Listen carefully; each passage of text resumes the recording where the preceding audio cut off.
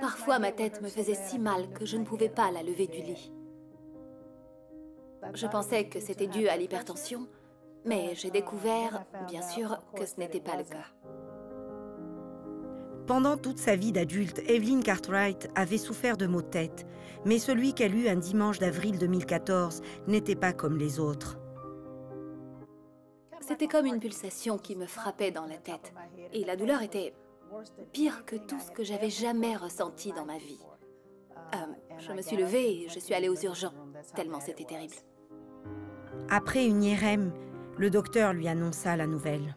Evelyn, j'ai une bonne et une mauvaise nouvelle. La mauvaise nouvelle, c'est que vous avez une tumeur au cerveau. La bonne nouvelle, c'est que la tumeur n'est pas cancéreuse. Ma première pensée fut, est-ce que ça va me tuer? Vais-je mourir? C'est alors que j'ai découvert que la tumeur était inopérable parce qu'elle était trop proche de mon nerf optique, que je pouvais perdre la vue de mon œil droit et qu'elle pourrait causer plusieurs lésions cérébrales. Au cours des 3 mois qui suivirent, Evelyn dut subir 5 séries de radiations.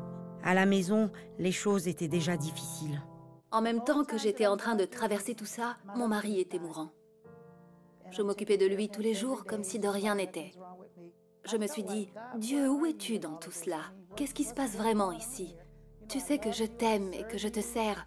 Alors, pourquoi tout cela m'arrive-t-il? C'était trop dur à gérer seule, et Evelyn demanda de l'aide. Je savais que la prière pouvait changer les choses. J'ai donc commencé à recruter des gens pour qu'ils prient pour moi, et ils l'ont fait. Nous avons prié. Je ne voulais pas la perdre. Elle est mon mentor. J'ai dû me reprendre et me rappeler que Dieu a le contrôle ultime et que Dieu est un guérisseur et qu'il peut guérir ma mère. Je demandais au Seigneur de la guérir, de veiller sur elle, de diriger les médecins qui la soignaient. 3 mois plus tard, Evelyn a eu une autre IRM afin de voir si les radiations fonctionnaient. Il a dit, il n'y a pas de progrès, mais je n'en attendais pas. J'ai dit, oui, mais moi si, parce que je crois que Dieu va me guérir. Je m'attendais à des progrès. Il répondit, revenez dans 3 mois, on vérifiera à nouveau. Pendant ce temps, les maux de tête d'Evelyn continuèrent, ainsi que la difficulté de devoir s'occuper de son mari. 3 mois passèrent, et après 5 traitements et d'innombrables prières, les perspectives étaient encore plus mauvaises. Le médecin a dit, la tumeur est enroulée autour de votre orbite, la cavité qui retient votre œil.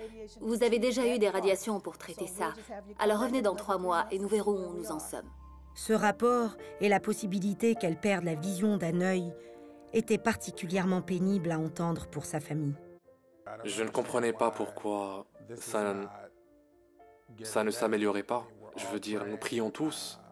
Ça m'a donné un sentiment d'impuissance, de perte de contrôle. Le plus dur pour moi, c'était de la voir après les traitements de radiothérapie, à cause de l'état d'épuisement qui s'ensuivait.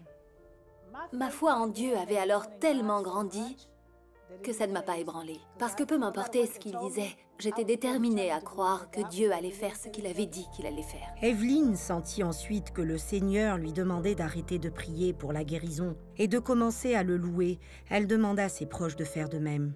Ok, là, elle perd carrément la tête. Elle veut que j'arrête de prier. Malgré leurs doutes, tous acceptèrent. Alors que j'étais allongée sur cette table, je disais, je bénirai le Seigneur en tout temps. Et sa louange sera toujours dans ma bouche.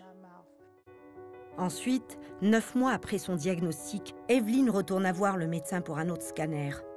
Il a souri et il a dit, Madame Cartwright, j'ai de bonnes nouvelles. Et j'ai dit, ah oui? Il a dit, la tumeur est morte. Je me suis totalement lâchée. Je me suis tout simplement mise à louer Dieu. Elle a dit, c'est parti. J'ai dit, parti où? Les tumeurs voyagent? C'est parti où? Elle a dit, non ma fille. Elle a disparu. Mildred était au téléphone, criant comme une vraie folle. Depuis lors, Evelyn est en pleine forme. Elle est reconnaissante que son mari ait pu vivre assez longtemps pour la savoir guérie. Elle dit que toute cette expérience a approfondi la foi de toute sa famille dans le Seigneur. Cela m'a appris à être toujours reconnaissant, à chérir les gens que vous aimez, Il y a tant de leçons à en tirer. Le meilleur, c'est qu'elle soit encore là et qu'elle puisse être avec moi et avec mon frère. Maintenant, je sens que je peux lui faire confiance en toute chose dans ma vie. Je pense que s'il peut guérir une tumeur au cerveau, il peut tout faire. Tout est possible, si vous y croyez.